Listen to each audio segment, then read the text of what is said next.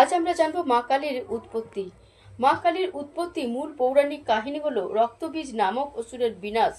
রক্তবীজের রক্ত মাটিতে পড়লে তা থেকে নতুন অসুরের জন্ম হচ্ছিল। এই পরিস্থিতির মোকাবিলায় দেবী দুর্গা অত্যন্ত ক্রোধিত হয়ে তার কপাল বা ভ্রূযুগল থেকে রুদ্ররূপী কালীকে সৃষ্টি করেন। কালী অসুরদের রক্ত পান করে রক্তবীজকে ধ্বংস করেন এবং পরে মহাদেবীর ওপর পা দিয়ে শান্ত হন। দেবী মাহাত্ম্য অনুসারে যখন দুর্গা অসুরদের সাথে যুদ্ধে শুম্ভ নিশুম্ভ ও তাদের সেনাপতি রক্তবীজকে মারতে পারছিলেন না, তখন তার কপাল থেকে কালীর উদ্ভব হয়।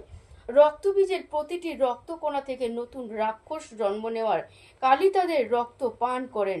অন্য মতে দেবতারা যখন মহিষাসুর বা অন্যান্য অসুরদের অত্যাচারে অতিষ্ঠ, তখন পার্বতীর শরীর থেকে কৌশিকী দেবী নির্গত হন। পার্বতীর কালো বর্ণা ধারণ করেন, যা কালী বা কালিকার নামে পরিচিত। কালী হলেন মহামায়ার ক্রোধিত রূপ। তিনি রক্ত পান করে এবং অসুরদের মুন্ডমালা পরে তাণ্ডব চালিয়েছিলেন। রক্তবীজ বধের পর কালীর ক্রোধ শান্ত করতে স্বয়ং শিব তার পথে শুয়ে পড়েন।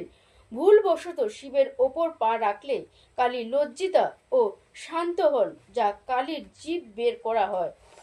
জিহ্বা দংশন রূপে প্রতীক। বাংলায় মা কালীর শক্তির প্রতীক এবং তান্ত্রিক সাধনার অন্যতম প্রধান দেবী কৃষ্ণানন্দ আগামবাগিস প্রথম বাংলায় কালীর প্রতিষ্ঠা করেন।